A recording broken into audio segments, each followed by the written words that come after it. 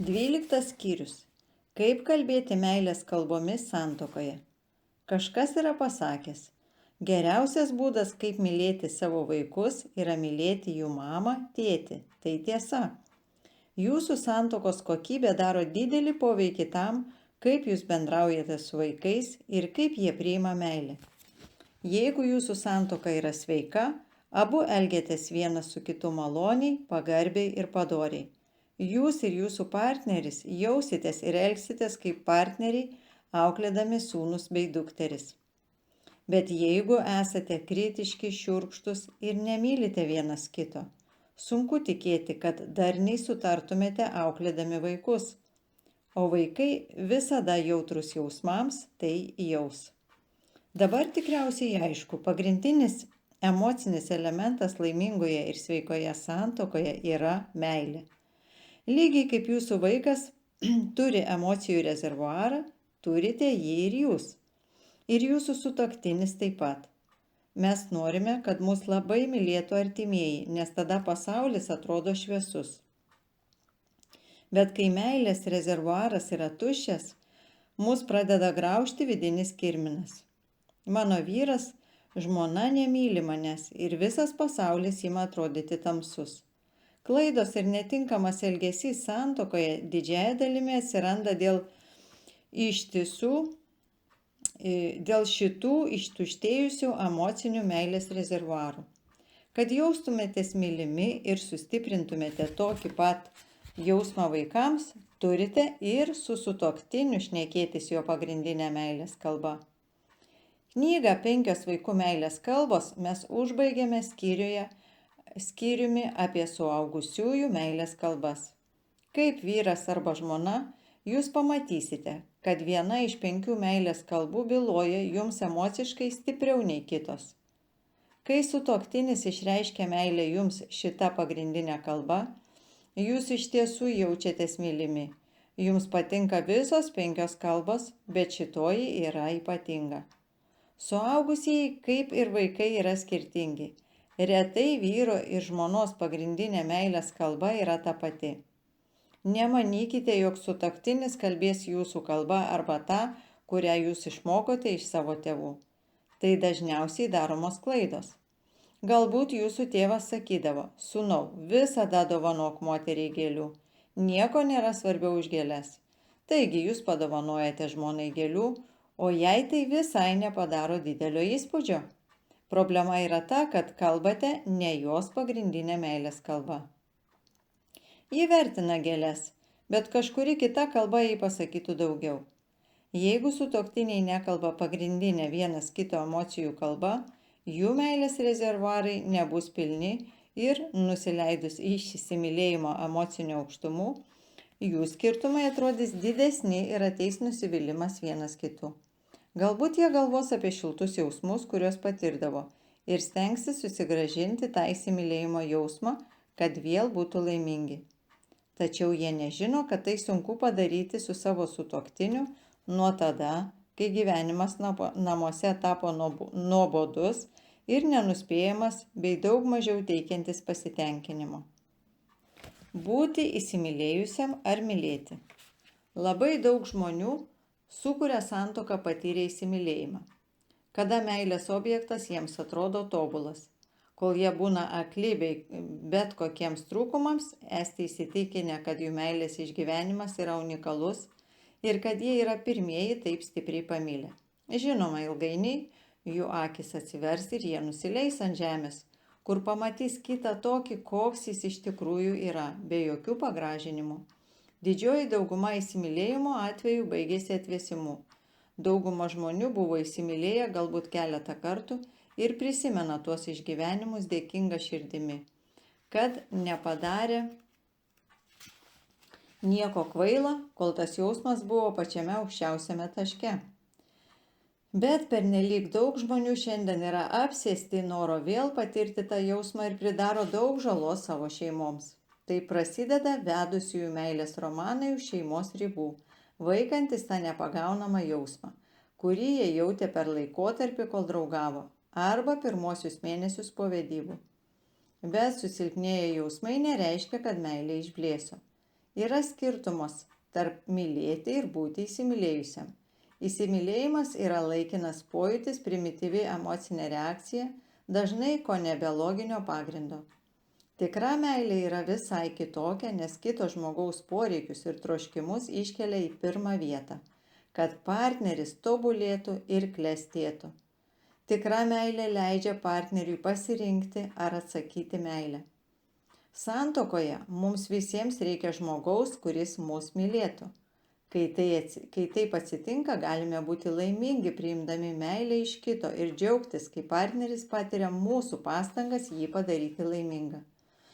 Norint mylėti tokią meilę, reikia aukotis ir labai stengtis. Dauguma porų pasiekia tą lygį, kai dingsta įkvepiantis įsimylėjimo jausmas ir susidomi, ar jie tebemyli žmogų, su kuriuo susituokė. Būtent tada jiems reikia nuspręsti, ar jie stengsis išlaikyti santuoką gyvą, rūpintis partneriu, nepaisant nieko, ar tiesiog leis santykiams rutuliuoti savaime. Galbūt užklupote save mąstant, bet visa tai skamba taip negyvai, meilė kaip nuostata ir atitinkamas elgesys. Kaip minėjau knygoje 5 sutuoktinių meilės kalbos, kai kurie sutuoktiniai išties mėgsta fejerverkus ir trokšta jų. Kurgi yra šaunančios į dangų žvaigždės, balionai, stiprus jausmai, kur laukimo nerimas, žiburėliai akise, tarsi elektra nukrečiantis bučinys, sekso jaudulys, kur tas emocinis saugumas, žinant, jog aš esu vienintelis ir svarbiausias savo partnerio mintise. Tai nėra blogai, žinoma, kartais tokie jausmai yra atlygis už mūsų atsidavimą draugystei. Bet laukti jų kaip atlygio nederėtų. Mums tikrai reikia, kad partneris pripildytų mūsų meilės rezervuarą ir jis tai padarys, jei kalbės tą meilės kalbą, kurią mes suprantame. Būtent to trūko Klaros santuokiniame gyvenime. Aš tiesiog nebejaučiu, kad Rikas mane myli, vieną dieną pasakė jį savo seseriai. Mūsų santykiai yra tušti ir aš jaučiuosi labai vieniša. Aš buvau numeris 1 Riko gyvenimą, bet dabar atsidūriau gal 20 vietoje po jo darbo, golfo, futbolo, skautų, jo šeimos, automobilio ir viso kito. Man atrodo, jis džiaugiasi, jog aš esu čia, atlieku savo darbus, bet jis tai priima kaip savaime suprantamą dalyką. O taip, jis atneša mielų dovanų per motinos dieną, mano gimtadienį, mūsų jubiliejų ir atsiunčia man gėlių visomis kitomis progomis. Bet tos dovanos man atrodo tuščios. Rikas niekada neturi laiko man. Mes niekur kartu neišeiname, nieko neveikiame kaip pora. Mes vos besikalbame. Aš supykstu vos pagalvojusi apie tai. Aš maldavau jo, kad skirtų man laiko, o jis pasakė, kad aš kritikuoju jį. Liepė atsikabinti ir palikti į ramybėje. Jis pareiškė, jog turėčiau būti dėkinga už tai, kad jis turi gerą darbą, nevartoja narkotikų ir nepriekaištauja dėl nieko. Atleiskite, bet to neužtenka. Aš noriu turėti vyrą, kuris myli mane ir elgiasi taip, kad suprasčiau esantį jam pakankamai svarbi, įdant praleisto laiko su manimi. Ar pastebėjote meilės kalbą, kurią Klara supranta geriausiai ir kurią nekalba Rikas? Jis vartoja dovanų kalbą, o Klara maldauja skirti jai laiko. Pirmaisiais metais jį priimdavo jo dovanas kaip meilės išraiška, bet kadangi jis ignoravo žmonos pagrindinę meilės kalbą, jos meilės rezervuaras ištuštėjo ir dovanos daugiau jai nieko nereiškia.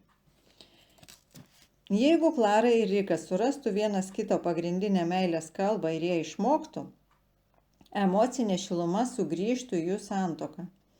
Ne toji neprotinga įsimylėjimo euforija, bet kai kas daug svarbiau – stiprus vidinis jausmas, kai esi mylimas savo sutuoktinio, kada jie ne tik žavėsis, bet ir vertins bei gerbs vienas kitą kaip žmogų ir norės būti kartu ir gyventi intimų partnerių gyvenimą. Jie žinos, kad yra svarbiausi kito gyvenime. Apie tokią santuoką žmonės svajoja ir tai gali tapti realybė. Jei poros išmoks nuolat kalbėti vienas kito pagrindinę meilės kalba, Tada jie bus stipresni tėvai, veikiantis išvien kaip komanda ir suteikiantis vaikams saugumą bei didesnį meilės pojūtį. Pažiūrėkime, kaip tai galima pasiekti kiekviena iš meilės kalbų. Palaikymo žodžiai. Aš sunkiai dirbu, pasakė Markas, ir man neblogai sekasi versle. Esu geras tėvas ir manau geras vyras. Visa, ko laukiu iš savo žmonos, yra truputis įvertinimo, bet užuot tai gavęs sulaukiu kritikos. Nesvarbu, kaip sunkiai aš dirbu arba ką darau, šito niekad negana. Džeinė visada man priekaištauja dėl ko nors, aš tiesiog nesuprantu šito. Dauguma moterų labai džiaugtųsi turėdamos tokį vyrą kaip aš. Kodėl ji tokia kritiška? Kiek galėdamas nuoširdžiai Markas mojuoja transparantu, ant kurio užrašyta: mano meilės kalba yra palaikymo žodžiai. Kas nors, mylėkite mane, prašau. Bet Džeinė apie 5 meilės kalbas žino nedaugiau už Marką. Ji nemato jo iškeltos vėliavos ir neturi menkiausio supratimo, kodėl jis jaučiasi nemylimas. Jis samprotauja: aš esu gera namų šeimininkė, rūpinosi vaikais, dirbu visą darbo dieną ir prižiūriu save, kad atrodyčiau patraukliai. Ko dar jis nori? Dauguma vyrų būtų laimingi parėję į tokius namus, radę juos švarius ir gero maisto juose. Tikriausiai Džeinė net nežino, kad Markas jaučiasi nemylimas. Ji tik žino, jog kartkartėmis jis pratrūksta ir liepia liautis jį kritikavus.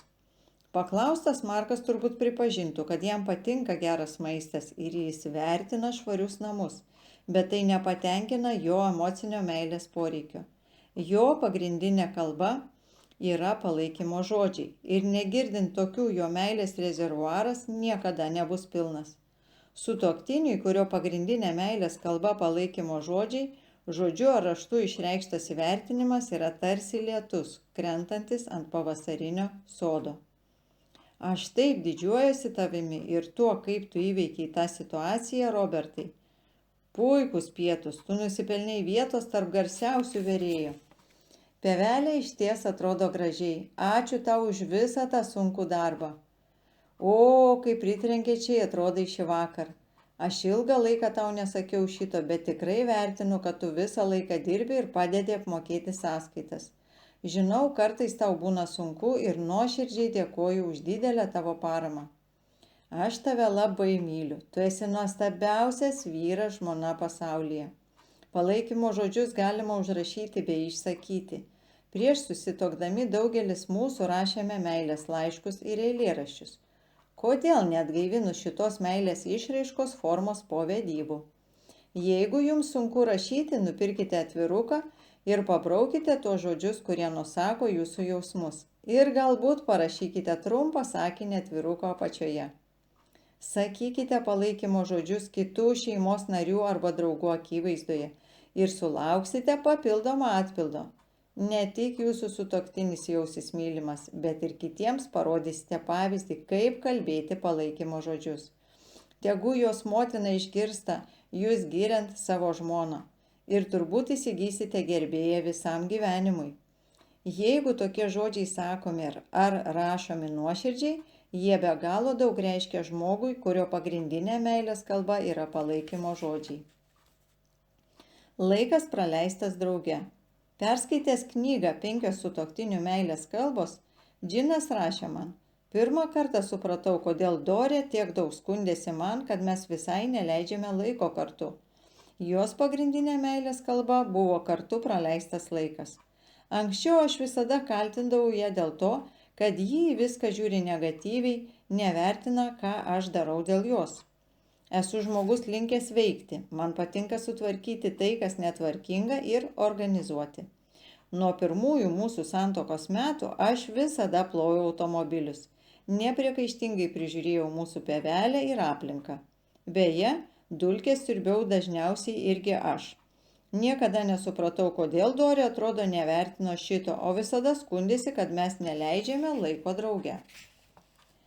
Kai man nušvito protas, supratau, kad iš tiesų tai ji vertino tos dalykus, bet jie nesuteikė jai pojūčio, jog yra mylima, nes patarnavimas nebuvo jos meilės kalba. Taigi pirmas dalykas, kurį padariau, tai suplanavau savaitgalį kur nors išeiti mums dviese. Mes nedarėme to keletą metų. Sužinojusi apie mano planus, žmona nudžiugo kaip vaikas vykstantis atostogauti. Po to ypatingo savaitgalio Džimas peržiūrėjo šeimos finansus ir nusprendė suorganizuoti savaitgalio pabėgimą. Kas 2 mėnesį. Tos išvykos nukėlė juos visai į kitą pasaulį. Džimas toliau rašė savo laiške.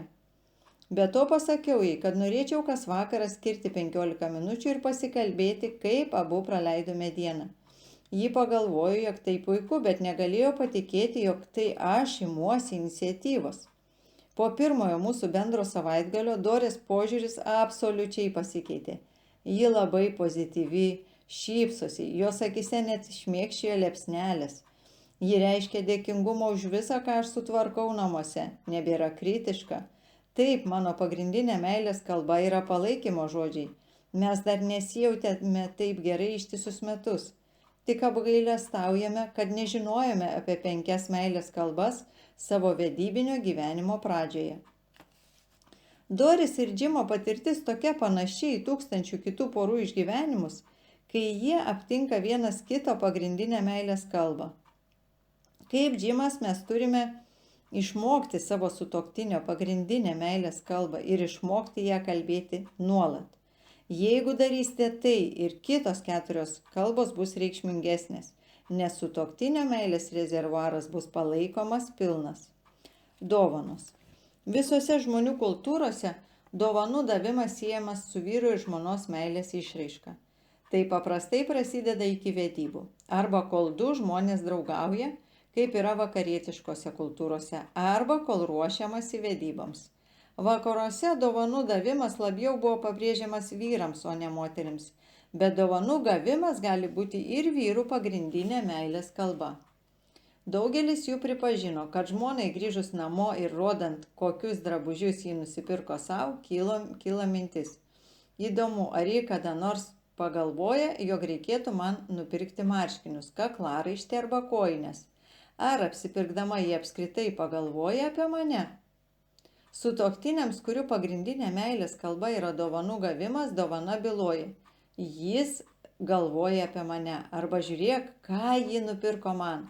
Perkant dovaną reikia nemažai pagalvoti ir šis dėmesys byloja meilę.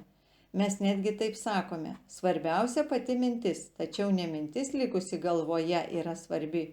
Iš tiesų dovanos turėtų būti įteikiamos.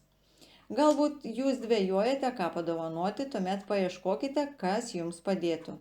Kai Bobas patyrė, kad jo žmonos pagrindinė meilės kalba yra dovanos, jis nežinojo, ką daryti, nes nemokėjo jų pirkti. Todėl užverbavo savo seserį eiti į parduotuvę su juo kartą per savaitę ir nupirkti žmonai dovaną. Praėjus 3 mėnesiams tokios praktikos, jis ir pats jau sugebėjo dovaną išrinkti. Merės vyras Bilas mėgo žaisti golfą ir jis žinojo, kad jam patiktų gauti ką nors susijusi su jo pomėgiu. Bet ką? Ji niekada per daug nesidomėjo šio žaidimu. Tad 2 kart per metus jį prašydavo vyro golfo partnerių parinkti jai su šiuo žaidimu susijusią dovaną, kurią jį teikdavo Bilui. Jis visada nudžiugdavo pamatęs, kaip žmona atspėjo jo norus. Bartas dėvėdavo kostiumą ir kaklaraištį 5 dienas per savaitę. Kartą per mėnesį jo žmona Debė apsilankydavo parduotuvėje, kur Bartas pirkdavo kostiumus ir paprašydavo pardavėją parinkti vyrui jų. Pardavėjas turėjo sąrašą jo pirktų kostiumų, taigi parinkti kaklaraiščiai visada dėrėjo prie kostiumų. Bartas visiems pasakojo, kokia rūpestinga žmona yra Debė. Žinoma, jeigu žmona perka vyrui dovanas, vadinasi, ji turi tam pinigų. Jeigu ji niekur nedirba išskyrus namus, tai reiškia, kad aptariant su vyru biudžetą, ji turėtų paprašyti tam tikros sumos kas mėnesį, kad galėtų pirkti dovanas. Jeigu vyro pagrindinė meilės kalba yra dovanos, jis mielai sureguliuos biudžetą. Visada yra būdas išmokti savo sutuoktinio pagrindinę meilės kalbą. Tai gali pareikalauti kūrybiškumo, bet nėra įstatymo sakančio, jog jūs viską turite daryti kaip kiti. Pasistengkite, kad jūsų išrinktos dovanos derintųsi su jūsų sutuoktinio hobiu ar kokiu nors naujų interesų. Išeikite pirkti dovanos, kai dienai ar ilgiau išsiskiriate. Galite dovanų užsakyti staliuką restorane, kuris jums abiems patinka, arba bilietus į pjesę ar koncertą. Arba tai gali būti netgi jūsų paties surašyta sąskaita už tam tikrus darbus, kuriuos atlikote namuose ar kieme, jūs arba specialistas. Arba išpirkite porą ramybės dienų nuošaliame centre mažus vaikus auginančiai motinai. Jūsų dovana sutuoktiniui gali būti nauja garso aparatūra arba kūrinys, atliktas senu pianinu, kuris sutuoktinis brangina. Paslaugos. Rodžeris net pajuodęs iš pykčio kalbėjosi su konsultantu. Aš nesuprantu šito. Marša sakė, kad nori būti mama visą darbo dieną ir neturės jokių priekaištų man, jei aš uždirbsiu pakankamai pinigų mums išlaikyti. Bet jeigu jį ruošiasi būti namuose, tai aš nesuprantu, kodėl ji negali palaikyti tinkamos tvarkos juose. Kai grįžtu vakare namo, atrodo, kad einu per stichijos nusiaubtą teritoriją. Lova nepaklota, pačios naktinis chalatas tebekabo ant kėdės, ant džiovyklos tirkso krūvas skalbinių, visur išmėtyti mažylio žaislai. Jeigu ji buvo išėjusi apsipirkti, tai pirkiniai tebepūpso krepšiuose, o ji žiūri televizorių, net nesusimastydama, ką mes valgysime vakarieniai. Aš pavargau gyventi kiaulidėje. Visa ko prašau tai palaikyti bent pusėtiną tvarką namuose. Ji galėtų ruošti vakarienę net ne kasdien, porą kartų per savaitę mes išeitume pavalgyti kur nors kitur. Rodžerio pagrindinė meilės kalba buvo paslaugos, o jo meilės rezervuaro matuoklis rodė, kad ten tuščia. Jam buvo nesvarbu, ar Marša bus namuose ar dirbs kitur, jis tik norėjo gyventi tvarkingiau nei iki šiol. Jis manė, kad jeigu žmona rūpinasi juo, galėtų parodyti tai geriau prižiūrėdama namus ir keletą kartų per savaitę paruošdama vakarienę. Iš prigimties Marša nebuvo sugebanti organizuoti, ji buvo kūrybinga ir jai patikdavo veikti ką nors įdomaus su vaikais. Santykiai su vaikais jai buvo svarbiau nei palaikyti namuose švarą ir tvarką. Kalbėti Rodžerio pagrindinę meilės kalbą paslaugomis jai atrodė beveik neįmanoma. Šis pasakojimas gali padėti jums suprasti, kodėl užaugusiam, tarkim, angliškai kalbančioje aplinkoje išmokti vokiečių ar japonų kalbą gali pasirodyti labai sunku. Taip ir išmokti paslaugų kalbą gali būti nelengva. Bet supratę, kad paslaugos yra jūsų sutuoktinio pagrindinė meilės kalba, galite rasti būdą ir tapti labai iškalbingas. Maršai tereikėjo susitarti su kaiminystėje gyvenančiu paauglio amžiaus bernioku, kad jis ateitų pas juos pažaisti su vaikais pavakarį ir jį galėtų sutvarkyti namus Rodžerio stiliumi. Mainais už vaiko priežiūrą Marša keletą kartų per savaitę mokė tą paauglį algebros. Be to pradėjo planuoti 3 vakarienės per savaitę, paruošdavo jas ryte, o vakare likdavo tik užbaigti valgį. Panašioje situacijoje atsidūrusi kita žmona kartu su drauge nusprendė lankyti pagrindinio maisto paruošimo kursus vietinėme technikos institute. Jos prižiūrėjo viena kitos vaikus, kol lankė užsiėmimus, o kartu džiaugėsi galimybę susipažinti su naujais žmonėmis kursuose. Daryti tai, kas, kaip tu žinai, patiktų tavo sutuoktiniui, yra viena pagrindinių meilės kalbų. Tokie poelgiai kaip indų plovimas, kambarių sienų nudažymas, baldų perstumdymas, gyvatvorės apkarpimas, kilimų išsiurbimas, čiaupo sutaisimas ir vonios iššveitimas visada yra paslaugos. Tai gali būti mažmužiai, netgi vaiko sauskelnių pakeitimas. Nesunku sužinoti, ko labiausiai norėtų jūsų sutuoktinis. Tiesiog pagalvokite, dėl ko daugiausiai jis skųsdavosi. Jeigu galite padaryti tas paslaugas, tuo išreikšdami meilę, tai atrodys daug kilniau, negu kaip jūs manote, banalūs ir nereikšmingi darbai. Fizinis prisilietimas. Neturime prilyginti fizinio prisilietimo tiesiog seksualiniai vedybinio gyvenimo pusiai. Kad būtų aišku, pasakysime, jog mylėjimasis yra ir prisilietimai. Bet fizinis lytėjimas kaip meilės išraiška neturėtų būti apribojimas tik lytiniu aktu. Rankos ant sutuoktinio peties uždėjimas, perbraukimas delnu per žmonos plaukus, kaklo ar nugaros masažavimas, prisilietimas prie rankos paduodant puodelį kavos – visa tai yra meilės išraiškos. Žinoma, meilė išreiškiama ir laikymusi už rankų, ir lytiniu aktu. Sutuoktiniui, kurio pagrindinė meilės kalba yra fizinis prisilietimas, šie veiksmai tai garsiausiai kalbantis meilės balsai. Kai mano vyras negaili laiko pamasažuoti man nugarą, aš žinau, kad jis myli mane. Jis skiria man visą dėmesį. Kiekvienas jo rankų judesys sako, aš myliu tave. Jaučiuosi labai artima jam, kai jis liečia mane. Ši moteris aiškiai atskleidžia, kokia yra jos pagrindinė meilės kalba. Fizinis prisilietimas. Ji gali vertinti dovanas, palaikymo žodžius, jai skirtą laiką ir paslaugas. Bet emocinėme lygmenyje daugiausiai jai kalba jos vyro prisilietimas. Be šito žodžiai gali skambėti tuščiai, dovanos ir laikas praleistas kartu atrodyti nereikšmingai, o paslaugos kaip pareiga. Bet jei ji patirs fizinį prisilietimą, jos meilės rezervuaras prisipildys, o meilė išreikšta kitomis kalbomis jį tiesiog perpildys. Kadangi vyrų seksualinis stimulas iš esmės yra fizinis, o moterų emocinis, vyrai dažnai mano, kad jų pagrindinė meilės kalba yra fizinis prisilietimas. Tai ypač pasakytina apie tuos vyrus, kurių seksualinis poreikis nepatenkinamas reguliariai. Kadangi troškimas atpalaiduoti seksualinę energiją nustelbia jų emocinės meilės poreikį, gali atrodyti, kad tai yra jų didžiausias poreikis. Tačiau, jeigu seksualinės reikmės patenkinamos, šie vyrai gali pamatyti, kad fizinis prisilietimas nėra jų pagrindinė meilės kalba. Vienas būdas tai nustatyti yra pažiūrėti, kaip labai jiems patinka prisilietimas, nesusijęs su lytiniais santykiais.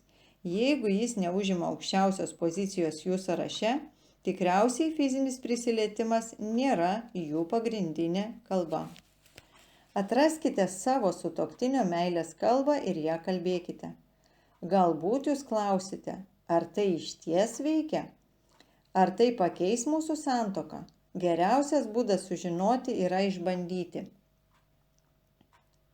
Jeigu jūs nežinote, kokia yra jūsų sutuoktinio pagrindinė meilės kalba, galite jo paprašyti, kad perskaitytų šį skyrių, po to galėtumėte aptarti. Jeigu jis nenori skaityti ar kalbėtis apie tai, turėsite atspėti. Prisiminkite jo nusiskundimus, prašymus ir elgesį. Beje, ant kelio jūs gali užvesti tą meilės kalbą, kurią jis kalba su jumis ir kiti žmonės. Turėdami galvoje visas šias žinias ir bandydami spėti keletą savaičių, susitelkite ties galima pagrindinė kalba ir stebėkite, kas vyks. Jeigu būsite atspėję teisingai, tikriausiai pastebėsite pasikeitusi sutuoktinio požiūrį ir nuotaiką. Jeigu jis paklaus, kodėl jūs keistai elgiatės, galite tiesiog pasakyti, kad perskaitėte kai ką apie meilės kalbas ir stengiatės būti geresnis mylimasis mylimoji. Yra šansų, kad jūsų žmona ir vyras panorės sužinoti apie tai daugiau ir jūs abu norėsite perskaityti knygą 5 sutuoktinių meilės kalbos, kaip ir šią. Reguliariai kalbėkite vienas kito pagrindinę meilės kalbą ir pamatysite ryškų emocinio klimato tarp jų dviejų pasikeitimą. Turėdami pilnus meilės rezervuarus, jūs geriau sugebėsite pripildyti savo vaikų emocijų rezervuarus. Mes tikime, kad sutuoktinis ir šeimos gyvenimas jums daug labiau patiks. Kalbėkite savo vyro ar žmonos pagrindinę meilės kalbą.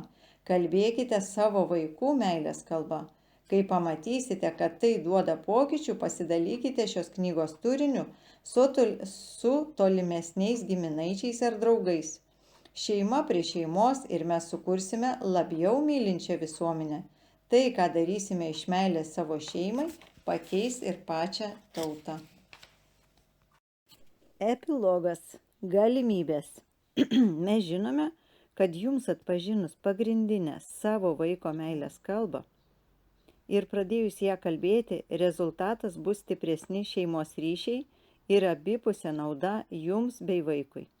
Kaip sakėme pirmame skyriuje, kalbėjimas tąja kalba nepadarys galo visoms problemoms, bet jis gali įnešti stabilumo į jūsų namus ir viltį jūsų atžalai. Tai nuostabi galimybė. Bet pradėję kalbėti nauja meilės kalba, jūs turbūt dvejosite ir nerimausite dėl savo praeities ar dabartinių sugebėjimų. Šitos dvejonės taip pat suponuoja galimybės. Dabar mes nagrinėjame tas ypatingas galimybės, kurias turite, nepaisant jūsų situacijos praeityje ir dabar. Gali pasirodyti, kad idealus šios knygos skaitytojas yra sutuoktinių pora, ką tik sukūrusi šeimą arba turinti visai mažų vaikų.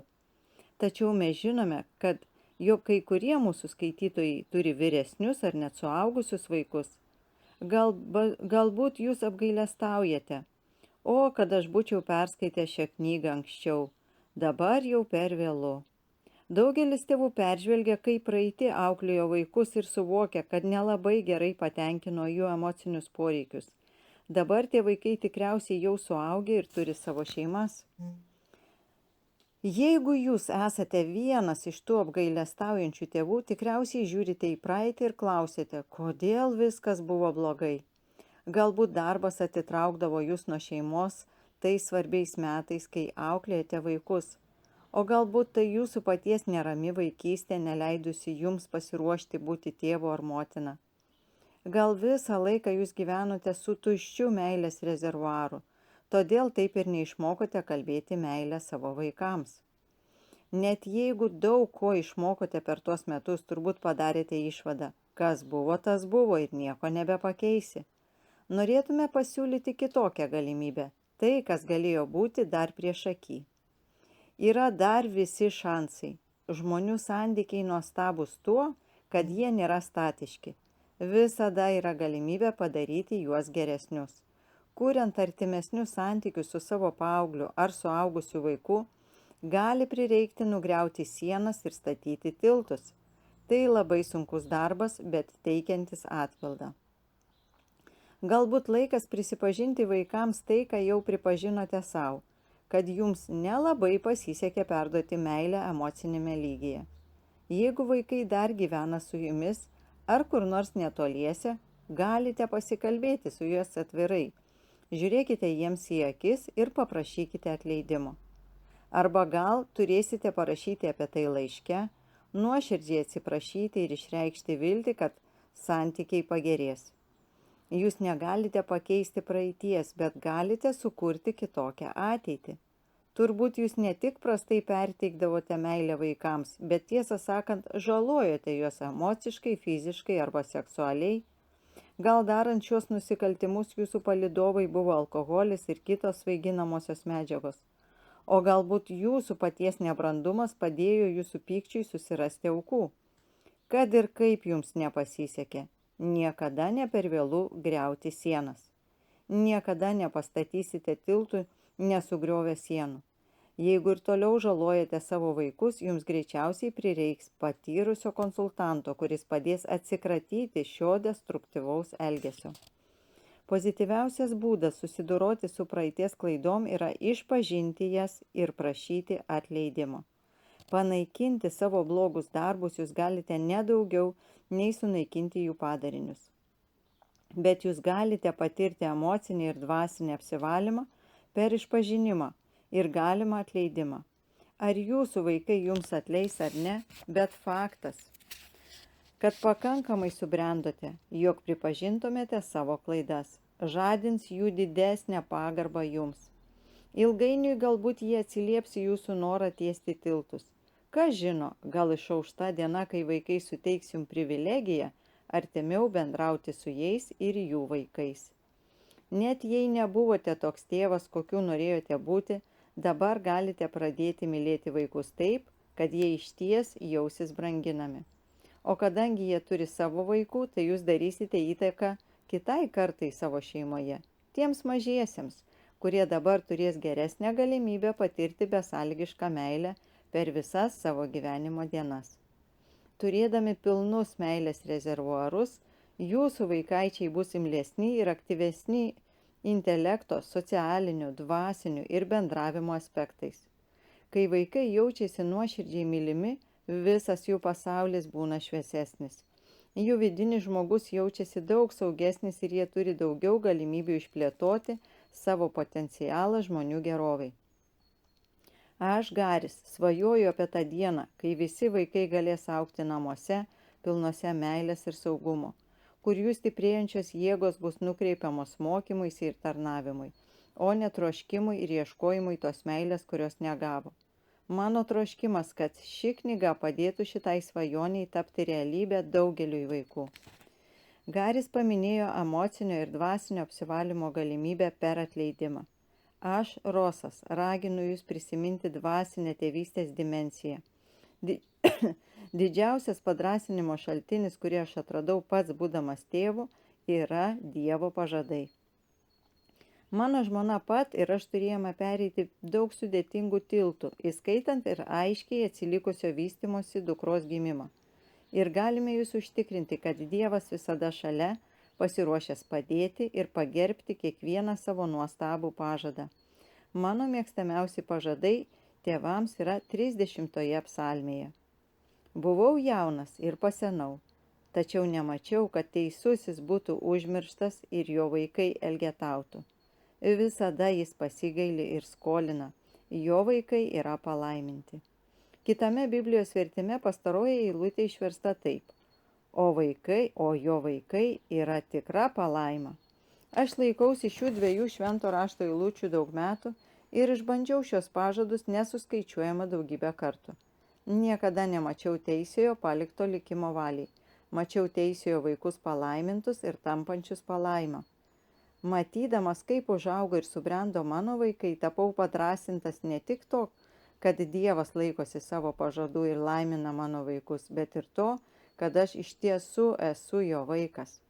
Mūdu su pat patyrėme daug išmėginimų, kai tikrai buvo sunku įžiūrėti savo kelią, bet Dievas visada įsikišdavo ir ištraukdavo mus iš jų. Noriu padrąsinti jūs auklėjančius savo vaikus. Nesvarbu, kokia jūsų padėtis yra dabar, ar kokia ji bus ateityje. Dievas niekada jūsų neišsižadės. Jis visada jums padės ir rūpinsis iki galo. Auklėjant vaikus yra galimybė išugdyti dvasinę jų ir savo paties gyvenimo pusę. Skelbdamas Dievo pažadus, Senojo testamento pranašas Izaijas rašė: Nebijok, nes aš esu su tavimi. Nepasiduok baimiai, nes aš esu tavo Dievas. Aš sustiprinsiu tave ir padėsiu tau. Aš palaikysiu tave savo teisumo dešinę. Izaijo 41, 10 eilutė. Tokia eilutė kaip ši gali palaikyti jūs sunkiais gyvenimo ir tėvystės tarpsniais. Ši eilutė stiprino pat ir mane. Aš žinau, jei nebūtų Dievo užtikrinimų ir pažadų, mūsų istorija būtų visiškai kitokia. Psalmininkas vadina vaikus viešpaties dovana, atlyginimu, paveldu. Jeigu vaikai tiek daug reiškia Dievui, jie turėtų reikšti viską mums tėvams. Norėčiau pasiūlyti jums sudaryti reikalavimų sąrašą, idant būtume geri tėvai. Tegu žodis reikalavimas nesukelia įtampos ar kalties jausmo jums rūpestingiesiems. Šitie reikalavimai turėtų padėti džiaugtis savo kaip tėvų autoritetu ir vaidmeniu. Atsipalaiduokite ir tikrai džiaukite savo vaikais. Kai aš buvau neapsiplunksnavęs tėvelis, pagavau save nervinantis. Aš nesijaučiu saugus tapęs tėvu, bet sužinojęs, kad tėvui supratus, ko reikia vaikui, nebūna taip sunku patenkinti tuos reikalavimus. Svarbu žinoti, kad beveik kiekvienas mylintis tėvas sugeba tai padaryti. Raginu jūs nedelsti ir pasidaryti savo reikalavimų sąrašą. Pradėkite nuo keleto, o po to sąrašą papildykite kaip norite. Kai pamatysite, jog patenkinate tuos reikalavimus, galėsite būti tikri, kad jūsų vaikas gauna gerą auklėjimą ir galėsite atsipalaiduoti ir džiaugtis vaiku. Man būtų sunku ir nusakyti, kiek daug pačiam padėjo tas tikrumo jausmas. Tiesą sakant, aš greitai supratau, kad esu geresnis tėvas, nei kada nors maniau galėsęs būti. Šioje knygoje pateikta dauguma gero auklėjimo reikalavimų. Jei norite sudaryti sąrašą, galiu jums padėti. Bet tas sąrašas nebus užbaigtas arba nebus jūsų, kol nesudarysite jo iš savo minčių ir savais žodžiais.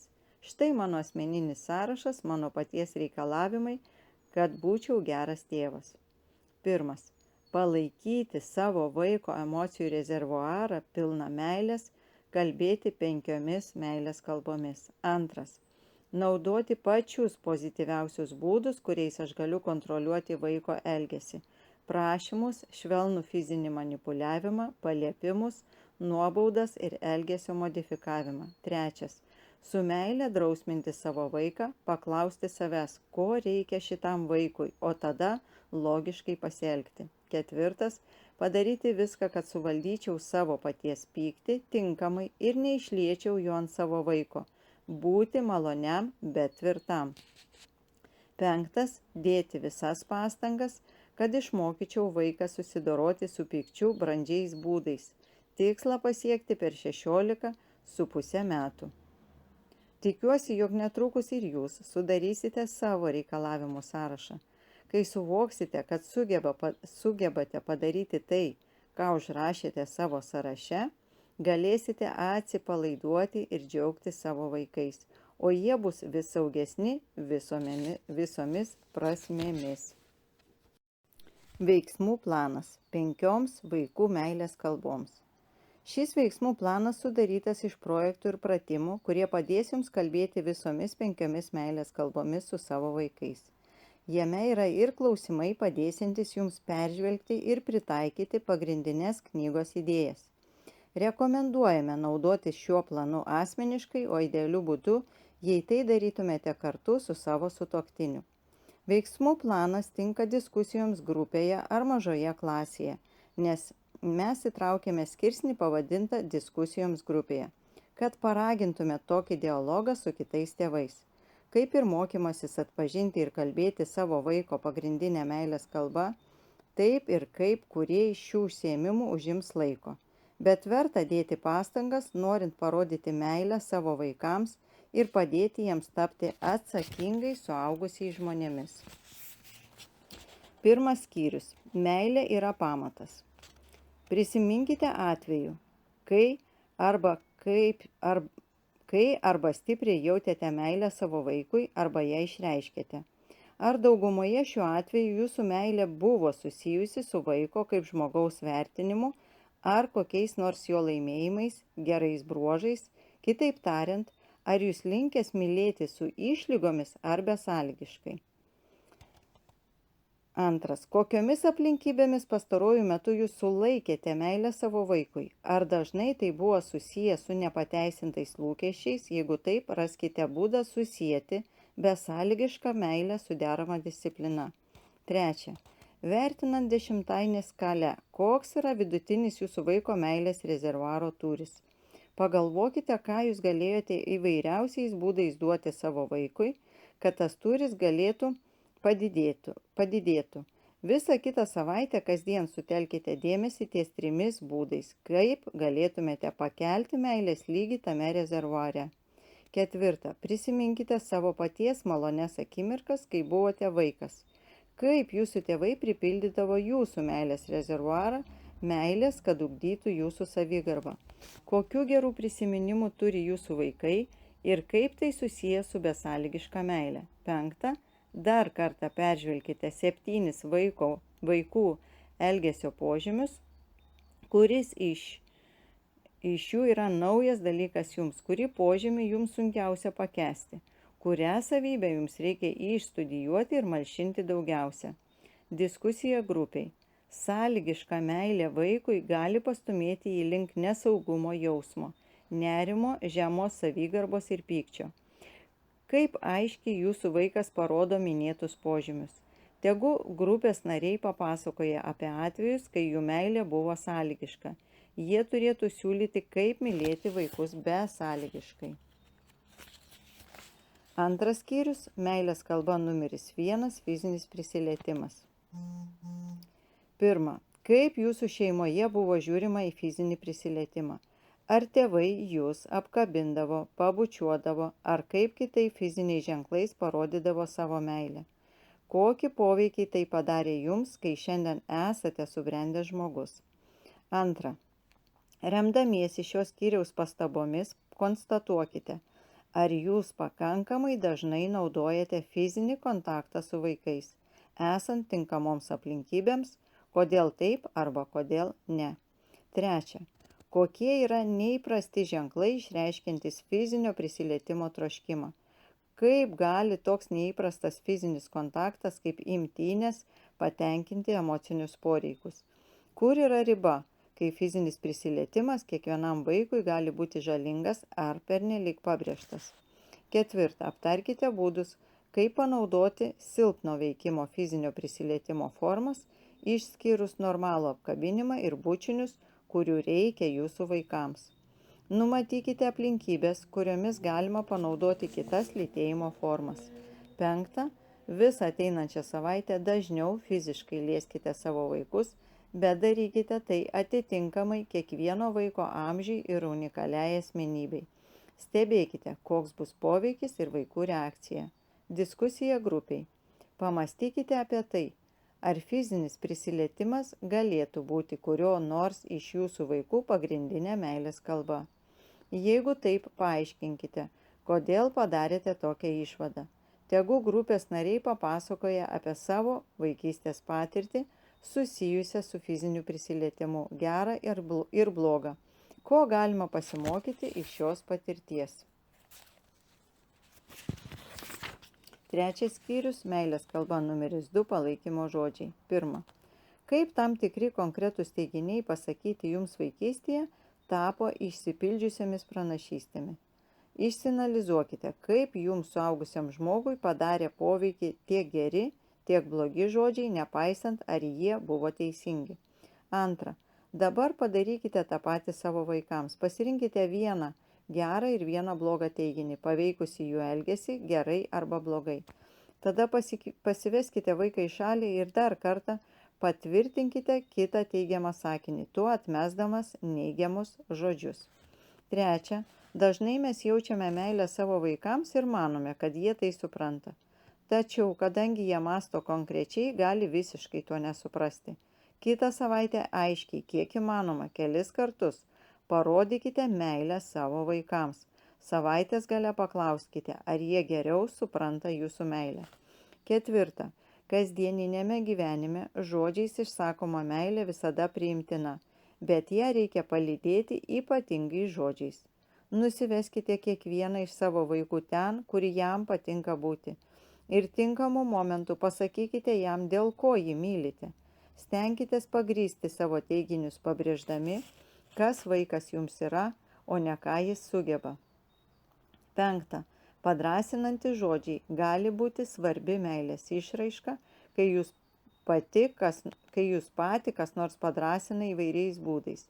Rašykitės tai užrašuose ir po to raskite būdų perteikti tuos padrąsinimus vaikui, atsižvelgdami į jo amžių ir aplinkybės. Pirmiausia, paklauskite jo apie tas gyvenimo sritis, kur jam galbūt reikia pagalbos arba ko nors trūksta. Nemanykite, kad jūs ir taip šitą žinote. Šešta, kada pyktis užgniaužia jūsų lūpose daugiausia gerų žodžių. Atsiprašykite už tos atvejus, kada pyktis, net ir pateisinamas, pakenkia jūsų santykiams su vaiku. Diskusija grupiai. Kalbant apie palaikymo žodžiais, didžiausias mūsų priešas yra pyktis. Aptarkite konstruktyvius būdus, kaip taisyti ir drausminti, nesukeliant blogų, destruktyvaus pykčio pasekmių. Tegu grupės nariai papasakoja vienas kitam apie sėkmingus ir nesėkmingus atvejus, tramdant savo pačių pyktį. Ko galite pasimokyti iš šio patyrimo? Ketvirtas skyrius – meilės kalba numeris 3 – kartu praleistas laikas. Pirma. Kiek laiko, neskaitant to, kurį praleidžiate besirūpindamas vaiko būtiniausiai poreikiai, skyrėte jam paskutinę savaitę? Kaip praleisti laiką trokšta kiekvienas jūsų vaikas?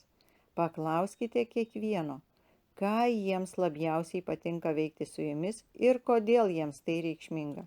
Antra. Paskirkite mažiausiai 1 valandą per savaitę kiekvienam savo vaikui ateinančius 12 mėnesių. Galbūt tai atrodo labai daug reikalaujantis dalykas, bet argi jūsų vaikas nusipelno mažiau? Stenkitės paskirti tą patį laiką kiekvieną savaitę pagal savo kalendorių arba planavimo kalendorių, o jeigu negalite, Skirkite laiko susitikimui kiekvieną savaitgalį. 3. Sudarykite svarbių ir įdomių temų sąrašą kiekvienam vaikui. Apie tai pasikalbėsite būdami kartu. Užsirašykite tokias antraštės: vertybės, įgūdžiai, pramogos, ateities planai, vaiko vidinis pasaulis ir pagaliau jūsų vidinis pasaulis. 4. Neatidėliotinų reikalų tironija yra rimta problema. Turint galvoje mūsų perkrautus tvarkaraščius, peržvelkite savo paskutinio mėnesio dienotvarkę, kada keitėte savo planus ir atsisakėte jų dėl mažesnių prioritetų.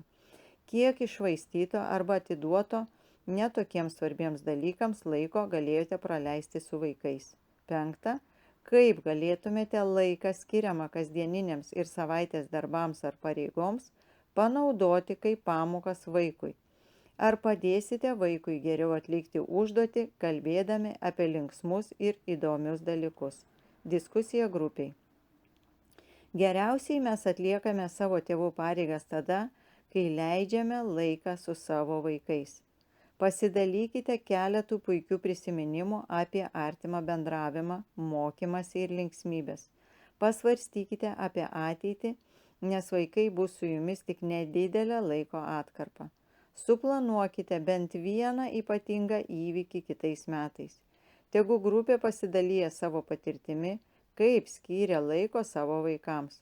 Jie gali papasakoti ir apie laiką praleistą su savo tėvais. Ko galite pasimokyti iš jų patirties. 5. skyrius.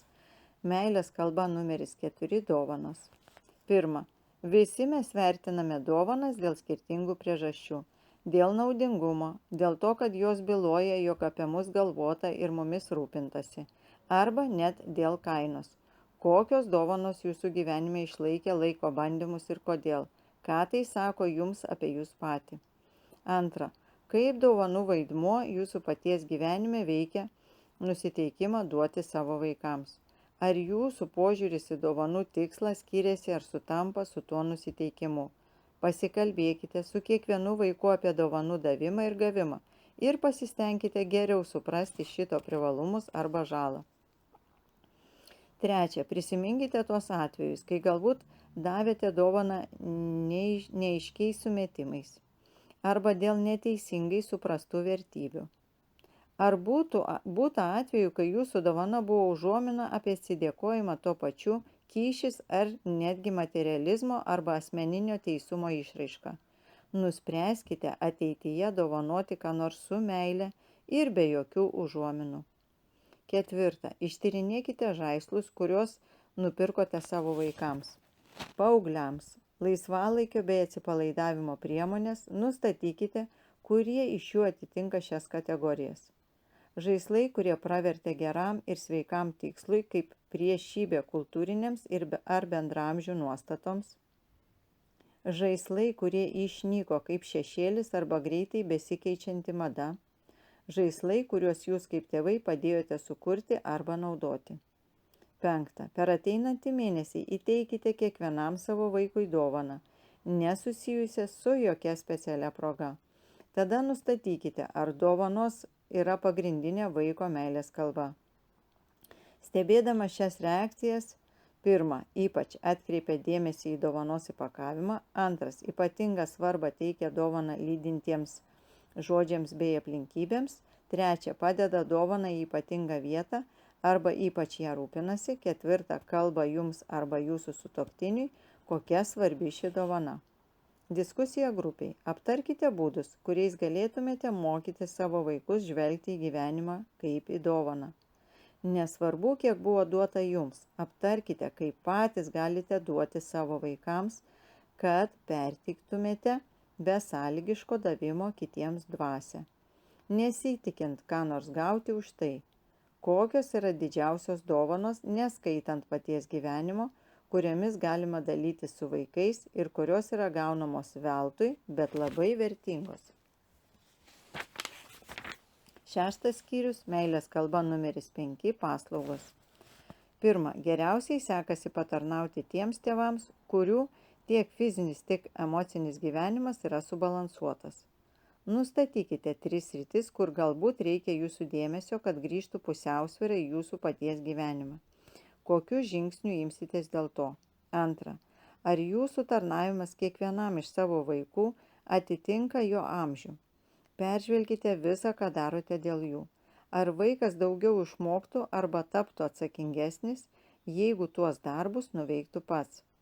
Atsižvelgdami į sūnaus ar dukters amžių, paskirkite laiko pamokyti gerai atlikti kokias nors užduotis. Žiūrėkite į tai kaip į jų paslaugą iš meilės. Trečia, mes visi darome kažką dėl kitų, ne taip jau noriai. Sudarykite lentelę grafiką, greitas atlyginimas kairėje lapo pusėje ir netrokštant atpildo dešinėje pusėje. Pažymėkite tašką šiame spektre nuo 1 iki 10. Kur atsidurtų jūsų paslaugumas. Kodėl daromos tos paslaugos, kurios yra užrašytos kairėje lapo pusėje, dešinėje. Kartu su kiekvienu vaiku sukurkite projektą, kaip suteikti apčiuopiamą pagalbą kam nors jūsų bendruomenėje, išskyrus šeimos narius, kuriam ar kuriems sekasi blogiau nei jums. Pasirūpinkite, kad jūsų vaikas dalyvautų tame, o vėliau išanalizuokite, kas jums visiems atnešė daugiausiai malonumo ir naudos. Ištirkite tas konfliktinės situacijas, kurios susidaro paprašius vaikų paslaugų. Ar esate tiek pažengę, kad užtenka vien prašymo? Kodėl taip yra arba nėra? Ką tai atskleidžia apie jūsų ir apie vaikų požiūrį į darbą ir paslaugas? Diskusija grupiai. Būdami tėvai mes visi daug patarnaujame. Kaip galėtume geriau atsiliepti į savo vaikų poreikius ir sujungti savo veiksmus su meilės žodžiais bei gerais pamokymais. Tegu grupė pasidalyja savo idėjomis, kaip kas panaudojo paslaugas, kaip meilės vaikams išraiška. Ko galite išmokti iš to, ką daro kiti jūsų grupės nariai. 7 skyrius – kaip nustatyti vaiko pagrindinę meilės kalbą. 1. Pasistengkite prisiminti, kaip vaikai išreikšdavo meilę jums. Pabandykite išvardyti bent 3 reikšmingus įvykius netolimoje praeityje, kurios meilės kalbos tada pasireiškia. 2. Stebėkite, kaip jūsų vaikai išreiškia meilę savo bendraamžiams, draugams, mokytojams, seneliams ir panašiai. Kuo ta meilės išraiška panaši ir kuo skiriasi nuo meilės jums išraiškos? Jeigu yra skirtumų, kokia to pagrindinė priežastis. 3. Vaikai prašo mūsų daug dalykų. Pirmiausia, peržvelkite 5 meilės kalbas ir pasistengkite priskirti kiek įmanoma daugiau prašymų tam tikroms šių kalbų kategorijoms. Kurioje iš jų atsidūrė daugiausia prašymų? Kaip jūs, būdamas vienas iš tėvų, galite geriau patenkinti šį vaiko širdies šauksmą? 4. Pasidomėkite, dėl ko kiekvienas iš jūsų vaikų skundžiasi arba būna nelaimingas. Ko jiems labiausiai trūksta? Ko užvis labiausiai prašo? Išnagrinėkite priežastis, dėl kurių jūs galbūt nepastebėjote didelių poreikių šioje srityje. Kaip efektingiau galite užpildyti rezervuarą vaikui svarbiausiose gyvenimo srityse. 5.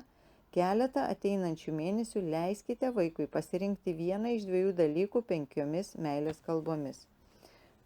Pasižymėkite jo reakcijas, stenkite suprasti vaiko pasirinkimo priežastis ir nustatykite meilės kalbą, kurią jis rinkosi dažniausiai. Ji tikriausiai yra jūsų sūnaus ar dukters pagrindinė meilės kalba. Diskusija grupiai. Pamastykite, kokią įtaką turi tam tikri faktoriai, išsiaiškinant savo vaiko pagrindinę meilės kalbą. Tai gali būti lytis, amžius, temperamentas, auklėjimas, dvasinė bei proto branda ir panašiai. Kodėl jūsų nuomonė naudinga žinoti vaiko pagrindinę ir antrines meilės kalbas? Tegu grupė pasidalyja savo nuomonėmis. 8 skyrius – drausmė ir meilės kalbos. 1. Drausmė dažnai laikoma tik bausme, tačiau yra daug pozityvių būdų drausminti vaiką. Pateikite pavyzdžių iš netolimos praeities, kai panaudojate šias auklėjimo formas ir nuspręskite naudoti jas dažniau. koregavimas, žodinės instrukcijos, prašymai, mokymas ir pamokanti patirtis. Antra, prisiminkite savo vaiko blogą elgesį pastaruoju metu. Ar tai buvo bent iš dalies dėl to, kad jo meilės rezervuaras tuščias, ar sąmoningas maištavimas, kokiose srityse vaikas parodo esant meilės poreikį ir kaip jūs galėtumėte geriau užpildyti šią tuštumą ateityje. Trečia, iš 5 vaiko elgesį koreguojančių būdų efektyviausias yra prašymai. Išvardykite, kokią tai duoda naudą ir jums ir vaikui. Dabar pamastykite apie paliepimus, fizinę manipulaciją, bausmes ir elgesio modifikavimą. Nors tai yra būtinos priemonės, kokių nuolaidų galima padaryti kiekvienam vaikui. Išvardykite ypatingus atvejus, kai kitoks sprendimo būdas gal būtų geriau. Ketvirta, įsivaizduokite ir aprašykite galimą situaciją, kurioje vaikas pasielgia blogai. Sukurkite dialogą, mąstykite prisilietimo poveikį ir kitą, kas nutiestų kelią tai bausmei, kurie atitinka jų pirminę meilės kalbą. Kuo toks planas skiriasi nuo jūsų įprastinio? Kaip galėtų jūsų vaikas sureaguoti, panaudojus jo pagrindinę meilės kalbą tokioje situacijoje? 5. Dabar aprašykite situaciją, kai jūs naudojate drausminimo formą, kuri nesutarė su jūsų sūnaus ar dukters pagrindinė meilės kalba. Izoliuoti vaiką, kai tuo tarpu jo pagrindinė meilės kalba yra leisti laiką kartu su kitais. Kaip vaikas gali reaguoti ir kaip tai galėtų panaikinti pozityvų poveikį, kurio jam trokštate. Diskusija grupiai. Kas dėl koreguojančios disciplinos, tai tėvai dažniausiai elgiasi arba pernelyg griežtai, arba per daug nuolaidžiai, dažnai to nesuvokdami. Išanalizuokite savo auklėjimo stiliaus ištakas atsakydami šios klausimus. Kokie buvo pagrindiniai metodai, kuriuos tėvai naudojo man drausminti? Kokias knygas aš perskaičiau apie vaikų auklėjimo paveikusias mano supratimą? Kokių gavau patarimų iš kitų tėvų paveikusius tuos būdus, kaip aš drausminu vaikus? Pasidalykite savo atsakymais su kitais grupės nariais ir aptarkite, kuo geros šios idėjos. Remdamiesi kitų atsiliepimais padarykite efektyvesnius tuos būdus, kuriais auklėjate vaikus. 9 skyrius. Mokymasis ir meilės kalbos. 1. Kas labiausiai skatina jūsų vaiką mokytis? Kas labiausiai trukdo mokymosi procesui? Remdamiesi atsakymais į abu pateiktus klausimus, kaip nusakytumėte savo vaiko pranašumus ir silpnybės mokymosi srityje? 2. Kokie yra patys svarbiausi veiksniai jūsų vaiko gyvenime, nulėmė jo dabartinę emocinę būklę? Kaip toji jo būklė veikia savigarbą, saugumo jausmą, reakciją į stresą ir pokyčius bei sugebėjimą mokytis? 3.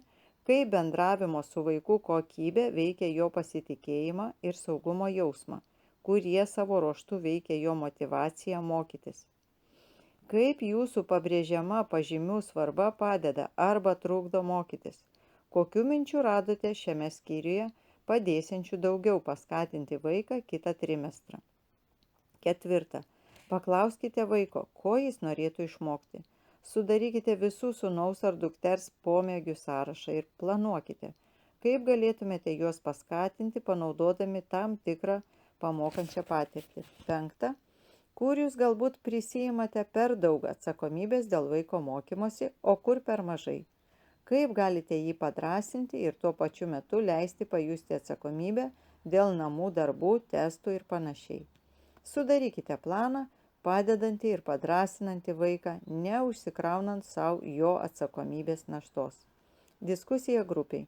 Mokytis geriausiai sekasi emociškai stabiliam vaikui. Šį stabilumą geriausiai sukurti pripildant meilės jo emocijų rezervuarą. Tegu grupė pasidalija mintimis apie tai, kaip tėvai galėtų pagerinti vaiko mokymasi. Jeigu jo pagrindinė meilės kalba yra kartu leisti laiką, tą patį padarykite atsižvelgdami į kitas meilės kalbas. Galbūt norėsite užsirašyti ką nors, kai bus dalijimasi šiomis idėjomis. 10 skyrius.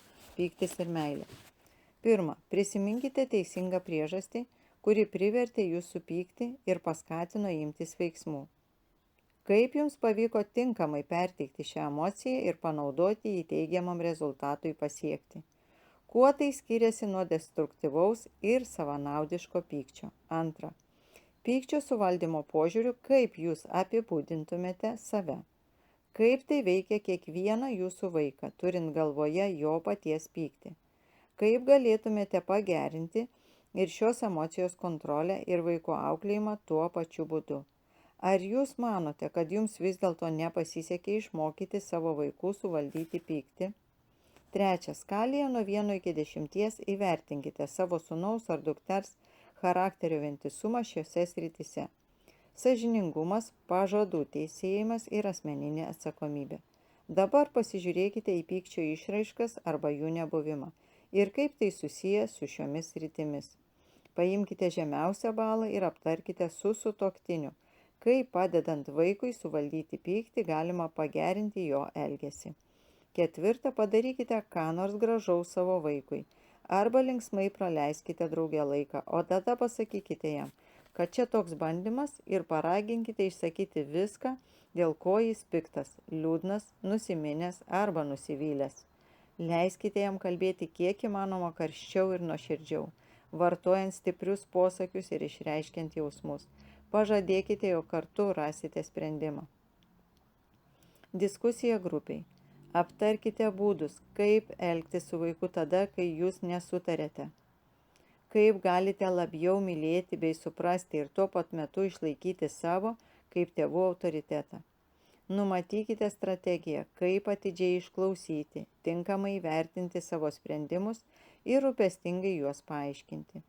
Tegu grupės nariai papasakoja pavyzdžių, kai nepasisekė panaudoti tokios strategijos arba apie tuos atvejus, kaip tai pavyko. 11 skyrius. Kaip kalbėti meilės kalbomis nepilnoje šeimoje. Šie klausimai skirti tik vienišoms mamoms arba tėčiams. 1. Surašykite visas traumas kilusias dėl to, kad vienas ar viena auginate vaikus, įnešusios įtampos į jūsų su vaiku meilės ryšius. Kaip tai paveikia jūsų sugebėjimą kalbėti savo atžalos pagrindinę meilės kalbą ir ką galite padaryti padėčiai pagerinti, nepamirštant laiko, materialinės ir socialinės padėties daromo spaudimo, kaip ir asmeninio streso. 2. Dabar išvardykite savo vaiko jausmus, kuriuos jis patyrė, neturėdamas arba ilgėdamasis toli esančio vieno iš tėvų. Baimė, pyktis, nerimas, neigimas, kaltė ir panašiai. Kaip galite panaudoti vaiko pagrindinę meilės kalbą, sumažinti skausmui kiekvienu iš šių atvejų. 3. Vaikams, kurie auga nepilnoje šeimoje, reikalinga ypatinga globa, o tai reiškia, kad jiems reikia atiduoti daugiau savęs tam tikrose srityse. Apsvarstykite, kokiais būdais galite palengvinti sielvartą, išklausydami, pripažindami skausmą ir leisdami vaikui išreikšti savo emocijas bei jas priimti. 4. Daugeliui vaikų iš nepilnų šeimų ilgainiui gan gerai pavyksta susidoroti su skausmu. Įdėjus daug pastangų, pasiaukojimo ir teigiamo požiūrio dėka, atsiminkite tuos gerus darbus, kuriuos darėte daug metų stengdamiesi įvykdyti sunkią vienišų tėvų užduotį. Kaip galite skirti tam daugiau jėgų? Nuspręskite tai daryti bent vienoje silpnesnėje srityje. Jūsų vaikams reikia pavyzdžio ir nesančio tėvo ar motinos pakaitalo, kurie jūsų giminaičiai arba draugai gali padėti užpildyti šią tuštumą.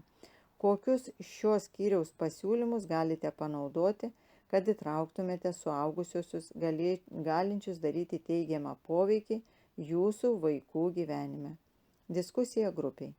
Aptarkite, kaip jums vienišų tėvų ar mama gali kas nors naudotis jūsų poreikiu būti mylimam, priimtinam poreikiui ką nors pasiekti ir taip toliau. Kaip jumis gali naudotis darbdavys, tėvai, draugai ar net jūsų vaikai. Ką galite padaryti, kad užkirstumėte tam kelią. Tegu grupės nariai papasakoja, kaip kalbėdami savo vaikų pagrindinę meilės kalbą, jie pasiekė, kad pasikeitė šių požiūris ir elgesys. 12 skyrius. Kaip kalbėti meilės kalbomis santuokoje. 1. Remdamiesi šiame skyriuje pateiktą informaciją pasakykite, kokia yra jūsų meilės kalba, jūsų sutuoktinio. Pasikalbėkite tarpusavėje. Kaip galėtumėte geriau išpildyti vienas kito meilės rezervuarą. 2. Išnagrinėkite tos atvejus, kai jūs galbūt kalbėjote savo meilės kalbą, bandydami įtikti sutuoktiniui. Sudarykite sąrašą specialių būdų, kaip galėtumėte kalbėti sutuoktinio pagrindinę meilės kalbą. Per ateinantį mėnesį, kiek įmanoma daugiau, vartokite šią naująją kalbą. 3. Kaip galėtų sritis, kuriuose judu turite sunkumą sieti su konfliktais dėl meilės kalbų. Apsvarstykite, kokį poveikį daro tai, kad jūs nesuprantate vienos kito pagrindinės meilės kalbos, nekalbate ją nuolat arba vartojate tą kalbą negatyviam tikslui. Tarkim, kritikai, kai tuo tarpu pagrindinė jūsų sutuoktinio meilės kalba yra palaikymo žodžiai. Kaip galima būtų harmoningai patenkinti jūsų abiejų poreikius. 4. Pasikalbėkite atvirai su sutuoktiniu apie tai, kaip praeityje jūsų meilės rezervuaras būdavo ne visai pilnas. Paaiškinkite, kodėl tai galėjo būti ne aplaidumas, o paprasčiausias jūsų poreikių nesupratimas. Apibūdinkite išsamiau, kaip jūs patirėte šiltus jausmus per savo pagrindinę meilės kalbą. 5. Pagalvokite apie savo sutuoktinio poreikius, tada pasiūlykite jam ką nors ir tegul jūsų mylimas žmogus reaguoja į tai, kad įsitikintumėte, jog teisingai numatėte, kas leistų jam arba jai jaustis mylimam. Išsirinkite 3 būdus, kuriais stengsitės patenkinti savo sutuoktinio poreikius ateinančią savaitę. Diskusija grupiai. Pasikalbėkite su kitomis poromis apie unikalius ir kūrybiškus būdus ir kaip prabilti sutuoktinę pagrindinę meilės kalbą. Tegu poros pasidalyja pasakojimais, kaip kalbėjimas vienas kito meilės kalba pakeitė jų santykius. Paraginkite poras papasakoti apie pastangas, kurių joms prireikia savo sutuoktinio meilės kalbai išmokti.